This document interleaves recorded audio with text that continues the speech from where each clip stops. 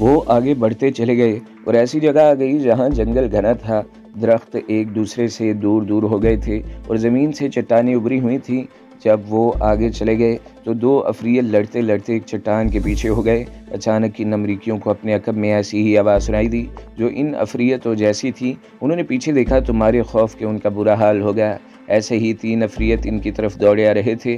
انہوں نے دوڑ کر ادھر ادھر پوزیشنیں لے لیں اور ان پر فائر کرنے لگے، لیکن یہ افریت ڈرنے کی بجائے اور تیز دوڑے اور ان کے ساتھ ہی 5-6 ایسے ہی افریت مختلف سمتوں سے آ گئے اور یہ سب بلائیں ان امریکیوں پر ٹوٹ پڑیں۔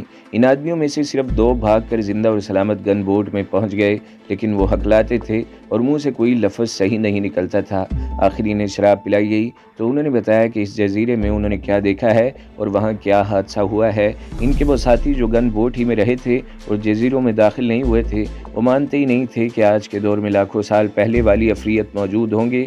بچ کر نکل آنے والے دونوں آدمیوں نے انہیں کہا کہ ہمیں جھوٹا کہہ لو، لیکن اس جزیرے میں داخل نہ ہونا۔ اس جزیرے میں پھر کوئی داخل نہ ہوا اور اوپر رپورٹ بھیج دی گئی۔ ابھی ہیلی کاپٹر بھی نہیں بنے تھے، چھوٹے ہوائی جہازوں کے ذریعے اس جنگل میں دیکھا گیا۔ یہ ہوائی جہاز درختوں کی بلندی پر اڑ کر ویسے بھی اور دور بینوں سے بھی دیکھا تو یہ افریت نظر آئے۔ ان کی تعداد صحیح طور پر معلوم نہیں، اچھی خاصی تھی۔ امریکہ والوں نے اپنے تمام اگلے فوجی ہیڈ کوارٹروں کو خبردار کر دیا کہ کوموڈو جزیرے کے قریب نہ جائیں۔ یہاں میں آپ کو یہ بھی بتا دیتا ہوں کہ جب انڈونیشیا آزاد ہو گیا اور اس کی باقاعدہ حکومت قائم ہو گئی تو اس حکومت نے کوموڈو جزیرے کو ایک محفوظ پارک کی حیثیت دے دی اور اسے صرف سیاحوں کے لیے ریزرو کر دیا۔ آج بھی افریت وہاں موجود ہیں اور سیاح وہاں جاتے ہیں اور دور دور سے ان افریتوں کو دیکھتے ہیں۔ کسی شخص کو رائفل یا ریوالور یا کوئی ہتھیار جزیرے میں لے جانے کی اجازت نہیں۔ ان 15 امریکیوں نے غالباً 2 یا 3 افریت رائفلوں سے مار ڈالے تھے۔ اس کے بعد وہ طبعی موت مرتے رہے اور ان کے ساتھ ہی ان کی اگلی نسلیں پیدا ہوتی رہیں۔ اس افریت کو کوموڈو ڈریگن کا نام دیا گیا ہے اور یہ ساری دنیا میں مشہور ہیں۔ ایک اور امریکی گن بوٹ ایسے ہی ایک اور جزیرے میں داخل ہوا۔ ایسے ہی ایک اور ویران جزیرے کے ساحل پر جا لگی اور اس میں سے 10-12 فوجی اترے اور جزیرے کے اندر آگے چلے گئے۔ وہ جب آگے گئے، زیادہ آگے چلے گئے تو اچانک 2-3 دھاری دار شیروں نے ان پر حملہ کر دیا۔ ان فوجیوں کو ان پر فائر کرنے کی مہلت ہی نہ ملی۔ یہ دھاری دار شیر تھے جنہیں ٹائیگر کہتے ہیں۔ 4 فوجی شیروں کا شکار ہو گئے اور باقی بھاگ نکلنے میں کامیاب ہو گئے اور گن بوٹ تک پہنچ گئے۔ خبر میں لکھا گیا تھا کہ ان دونوں گن بوٹوں کو کوئی اور جزیرے بتائے گئے تھے جن میں انسان آباد تھے اور اس قسم کے درندوں وغیرہ کا کوئی خطرہ نہیں تھا۔ گن بوٹیں غلط جزیروں پر جا رکی تھی۔ میں نے جب یہ خبر سنی اور پھر اخبار میں پڑھی تو میرے دل سے ایک آواز اٹھی کہ انڈونیشی مجاہدین کے سروں پر اللہ تبارک و تعالیٰ کا ہاتھ ہے اور اس جنگل کے درندے بھی انہی کا ساتھ دے رہے ہیں۔ میں 13-14 سال کے اس بھولے بھالے لڑکے کی بات کر رہا تھا جو نائک عبد المجید کا پھینکا ہوا پیغام لے گیا تھا۔ یہ لڑکا ہر وقت میری آنکھوں کے سامنے رہنے لگا، یوں کہہ لیں کہ وہ میرے ذہن میں کبھی نہ مٹنے والا ایک نقش بن گیا۔ یہ تو اس کے ہنسنے کھیلنے کی عمر تھی، لیکن وہ کس طرح خطرہ مول لے کر اپنی قوم اور اپنے ملک کی جنگ آزادی میں اپنا رول ادا کر رہا تھا۔ وہ اکیلا ہی نہیں تھا بلکہ اس جیسے بے شمار لڑکے اور لڑکیاں یہ رول ادا کر رہے تھے۔ ایک رات یہ لڑکا اس طرح میرے ذہن اور دل پر حاوی ہو گیا کہ میں آدھی رات تک سو نہ سکا۔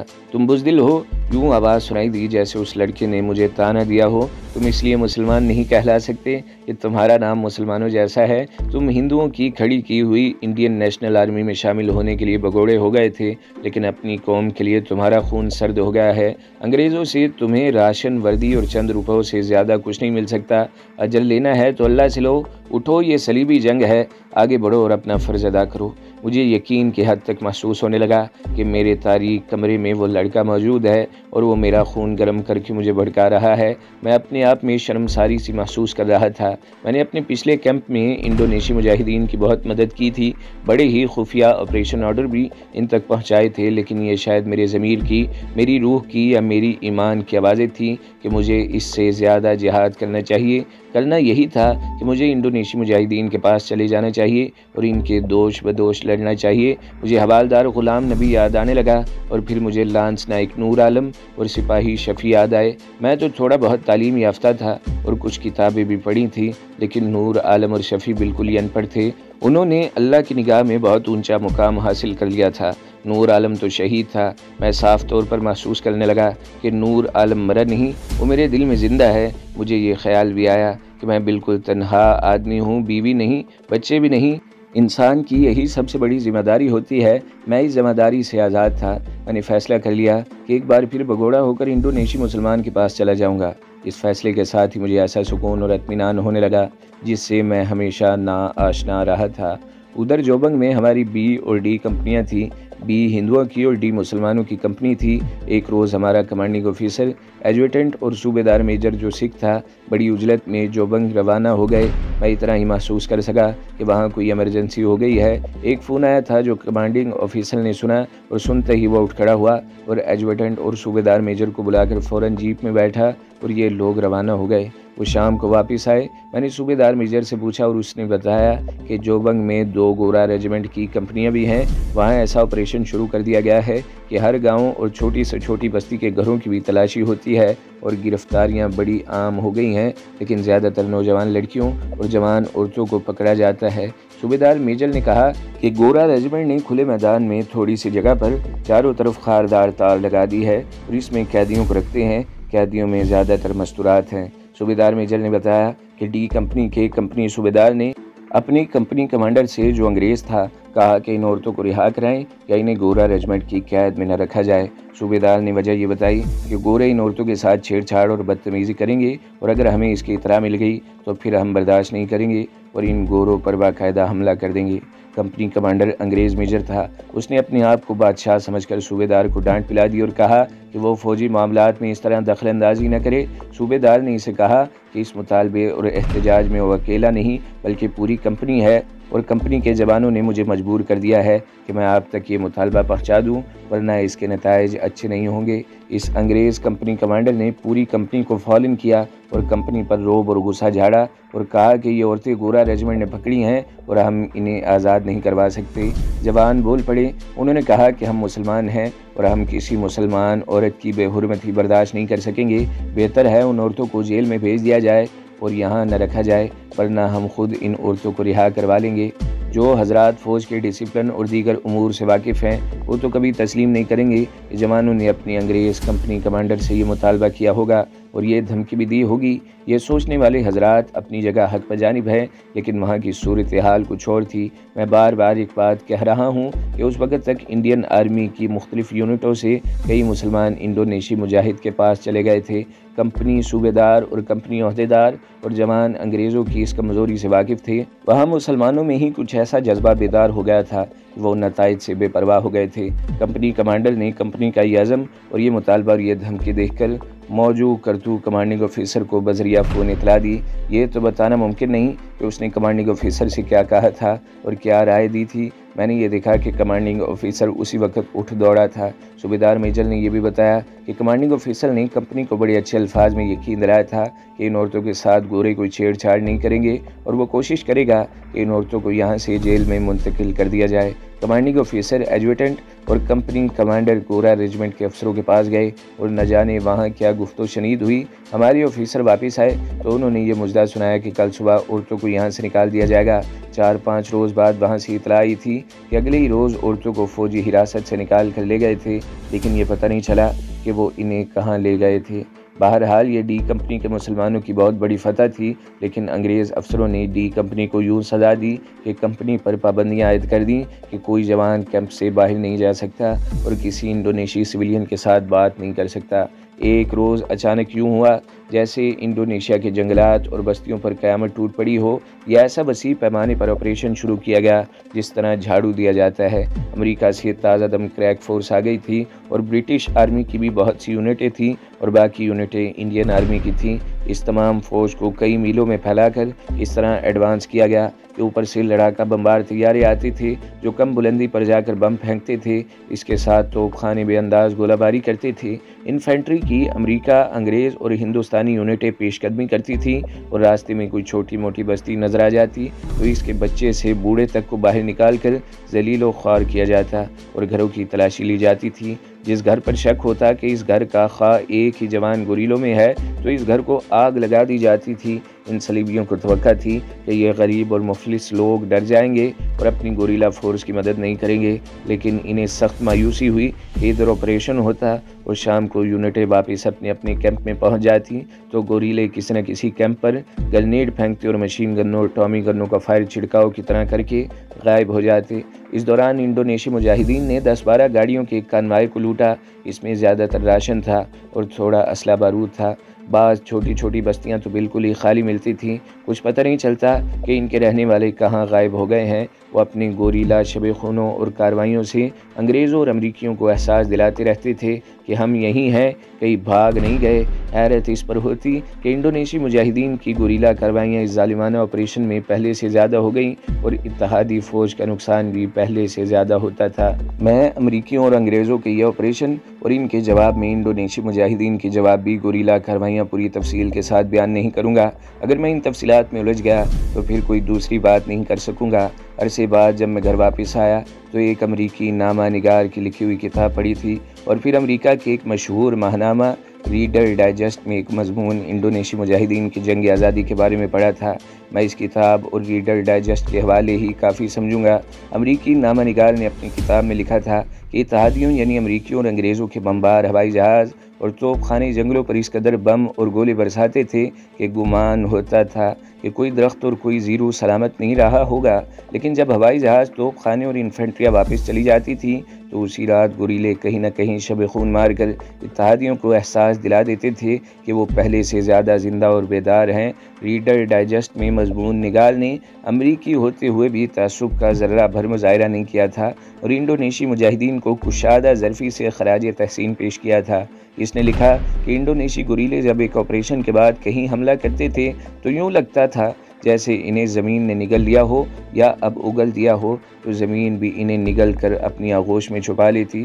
میں آپ کو ایک ساتھی کی کہانی سناتا ہوں۔ یہ تھا ہمارا ایک کمپنی کا کلرک عاشق علی۔ میں نے شاید پہلے بتایا ہے کہ جنگ عظیم کے دوران فوج میں جو کلرک بھرتی کیے جاتے تھے انہیں ڈائریکٹ حوالدار بھرتی کیا جاتا تھا۔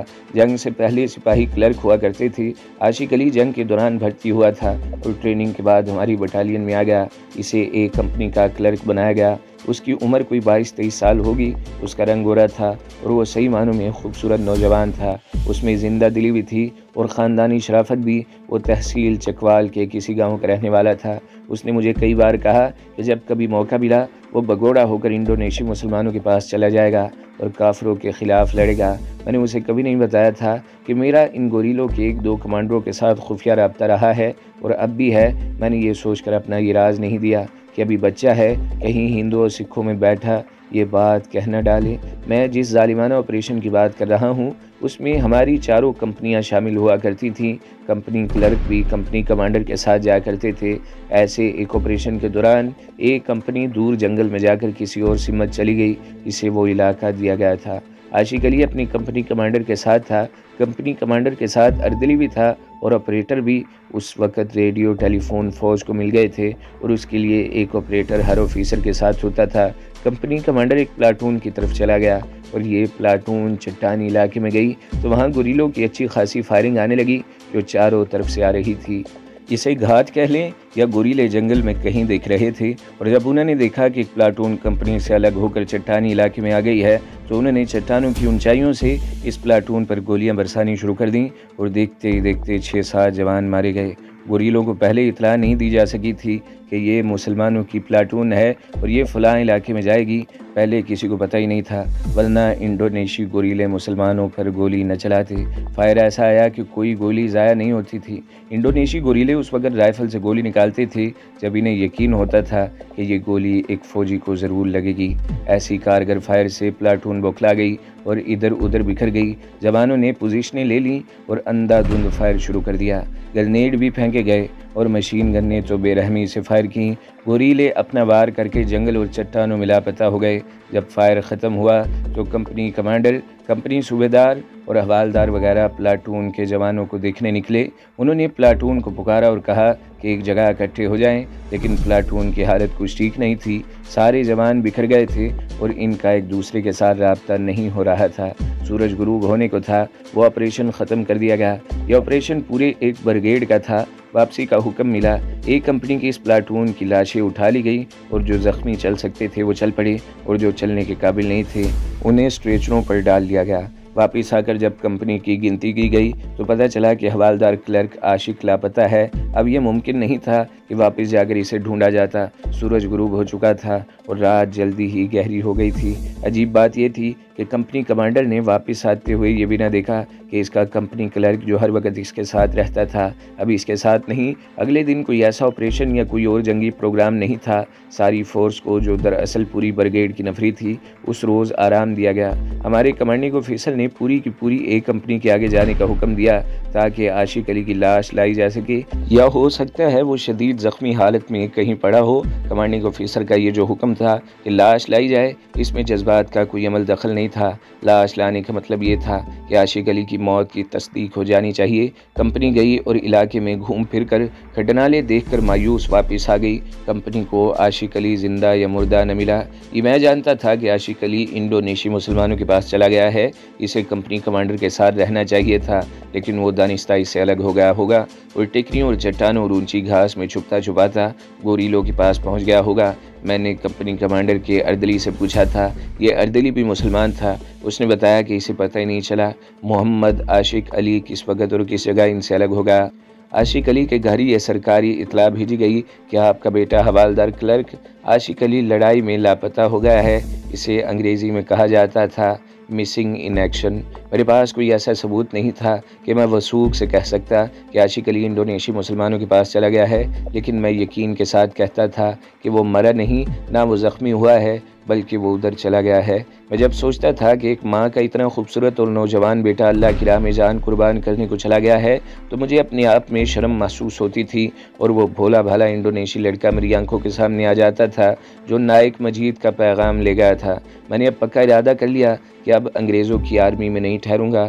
5-6 دن گزر گئے تو بریگیڈ ہیڈ کوارٹر سے ایک سیکریٹ لیٹر آیا جس میں ہماری دونوں کمپنیوں کو ایک خاص ٹاسک دیا گیا تھا۔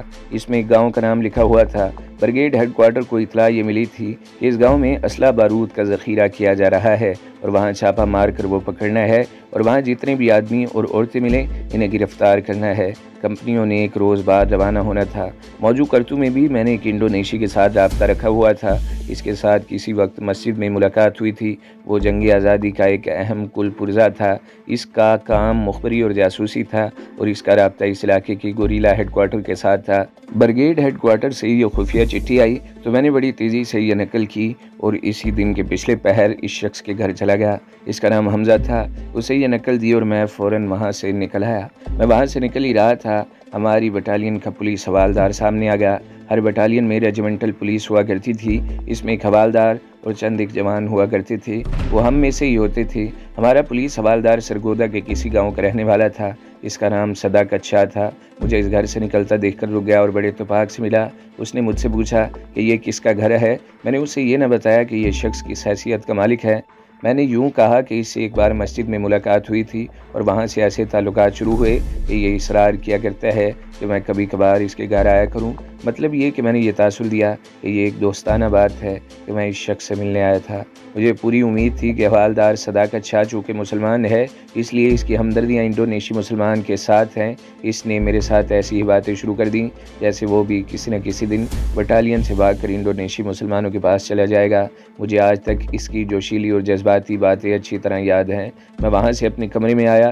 کوئی 1 گھنٹے بعد کسی نے مجھے بتایا اسی کمپنی کے 10-12 جوانوں کو تیار کر کے ایک قصبے میں لے گئے ہیں۔ لے جانے والا سی کمپنی کا کمانڈر تھا جو انگریز میجر تھا۔ میں نے سوچا کہ جاسوسوں نے کسی گھر کے بارے میں اطلاع دی ہوگی اور اس گھر پر چھاپا مارنے کے لیے یہ جوان لے گئے ہوں گے۔ میں نے کوئی زیادہ توجہ نہ دی۔ میں شام کا کھانا کھا کر فارغ ہوا ہی تھا کہ میرے کمرے میں اسی کمپنی کا کمانڈر داخل ہوا اور بڑے روب سے مجھے کہا کہ اٹھو، ہمارے ساتھ چلو۔ میں فوراً اٹھا اور اس کے پیچھے پیچھے چل پڑا۔ اپنے دفتر میں لے جا کر کمپنی کمانڈر نے وہ کاغذ جس پر میں نے بریگیڈ ہیڈ کوارٹر کا آپریشن آرڈر نقل کیا تھا میرے آگے رکھ دیا اور پوچھا یہ تم اس گھر میں دے آئے تھے؟ میں نے لاعلمی اور حیرت کا اظہار کیا۔ وہ اور زیادہ غصے میں آ گیا اور مجھے حراست میں لینے کا حکم دے دیا۔ تو دوستو اگلی قسط سننے کے لیے ہمارے چینل کو ضرور سبسکرائب کریں، ویڈیو کو لائک کریں اور بیل کے آئیکن پر بھی کلک کر دیں تاکہ ہر جو آنے والی ویڈیوز ہیں وہ آپ کو سب سے پہلے ملتی رہیں۔